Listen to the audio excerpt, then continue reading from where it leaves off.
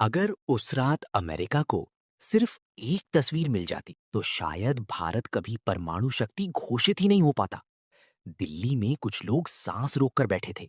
राजस्थान के रेगिस्तान में हर कदम मौत जैसा रिस्क बन चुका था और हजारों किलोमीटर ऊपर अमेरिकी जासूसी सैटेलाइट्स भारत की जमीन को लगातार स्कैन कर रहे थे। लेकिन फिर भी भारत ने वो कर दिखाया जिसे दुनिया की सबसे ताकतवर खुफिया एजेंसियां रोक नहीं पाई।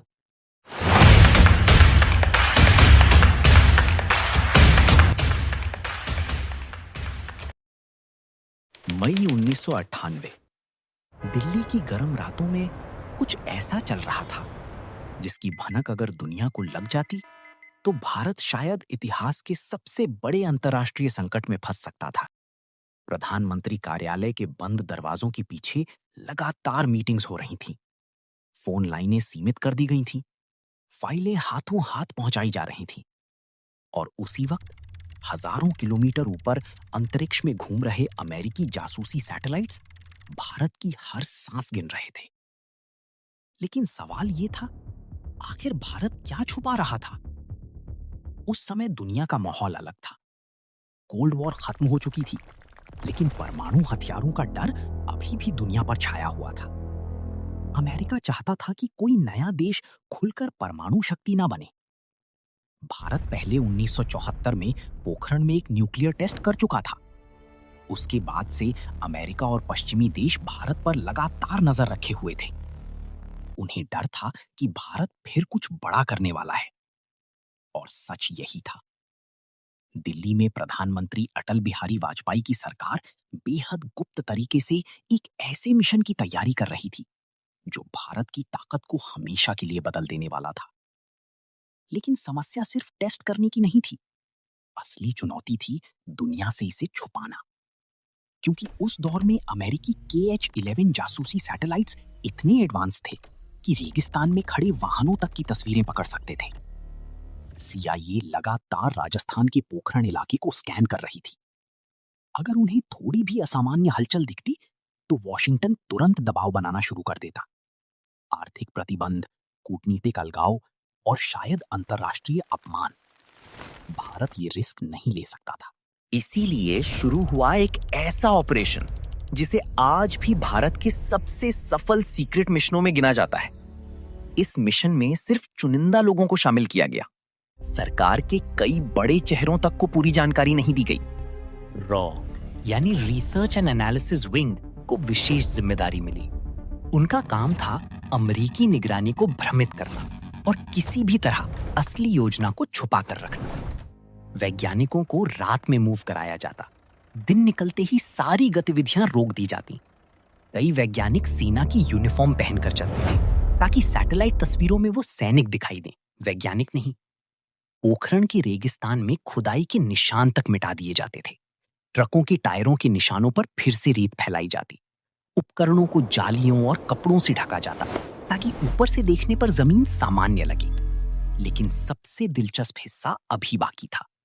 अमेरिकी सैटेलाइट्स किस समय भारत के ऊपर से गुजरते हैं, इसकी जानकारी जुटाने की कोशिश की जा रही थी। भारतीय एजेंसियां हर मूवमेंट को उसी हिसाब से प्लान कर रही थीं। जैसे ही सैटेलाइट गुजरता, गतिविधियां रोक दी जाती और जैसे ही निगरानी का अंतर आता, ऑपरेशन फिर शुरू हो जाता। सोचिए, एक पूरा परमाणु परीक्षण कार्यक्रम दुनिया की सबसे शक्तिशाली निगरानी व्यवस्था की आंखों के सामने चल रहा था और उन्हें कुछ समझ नहीं आ रहा था। लेकिन खतरा सिर्फ बाहर से नहीं था, अंदर भी डर था कि कहीं कोई जानकारी लीक ना हो जाए। कहा जाता है कि उस समय कुछ बेहद संवेदनशील संदेश इलेक्ट्रॉनिक सिस्टम से भेजने के बजाय सीधे अधिकारियों तक पहुंचाए जाते थे, क्योंकि डर था कि विदेशी एजेंसियां संचार इंटरसेप्ट कर सकती हैं। हर मीटिंग सीमित लोगों तक रखी जाती। हर दस्तावेज पर कड़ी निगरानी थी। इसी दौरान रॉ के कुछ अधिकारी विदेशों में भी सक्रिय थे। उनका काम था अंतर्राष्ट्रीय माहौल को समझना। अगर अमेरिका को शक होता तो उसका अगला कदम क्या होता? कौन से देश भारत के खिलाफ खड़े हो सकते थे? कितनी जल्दी प्रतिबंध लगाए जा सकते थे? हर जानकारी सीधे प्रधानमंत्री कार्यालय तक पहुंच रही थी।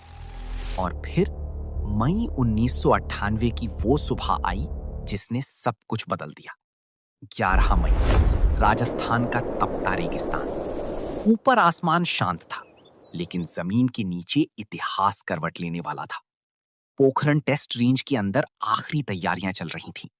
बहुत कम लोगों को पता था कि अगले कुछ मिनटों में दुनिया हिलने वाली है।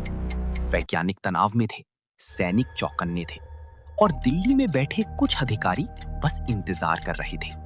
फिर अचानक धरती कांपी, एक विशाल धमाका हुआ। रेगिस्तान की रेत हवा में उठ गई। भारत ने सफल परमाणु परीक्षण कर दिया था। कुछ ही मिनटों बाद दुनिया भर की एजेंसियां अलर्ट हो गईं।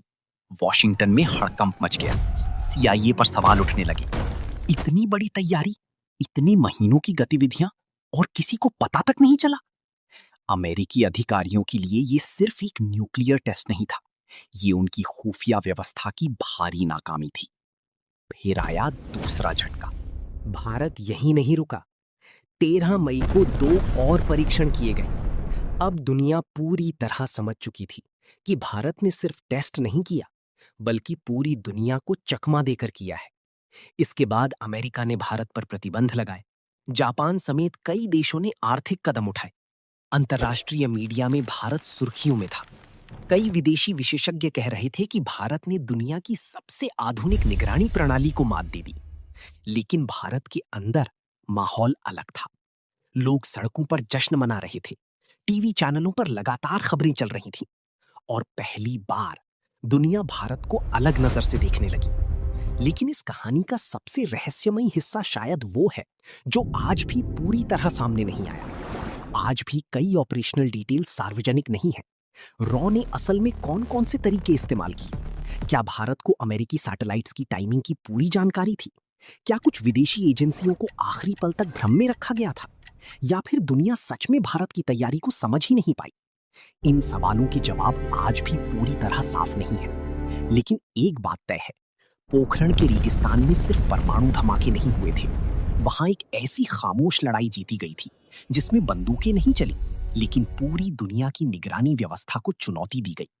और शायद यही वजह है कि 1998 का वो ऑपरेशन आज भी भारत के इतिहास में सिर्फ एक न्यूक्लियर टेस्ट नहीं, बल्कि एक ऐसी सीक्रेट जीत माना जाता है जिसने दुनिया को दिखा दिया कि कभी-कभी सबसे खतरनाक मिशन वो होते हैं जिनकी आवाज आखिरी पल तक सुनाई ही नहीं देती।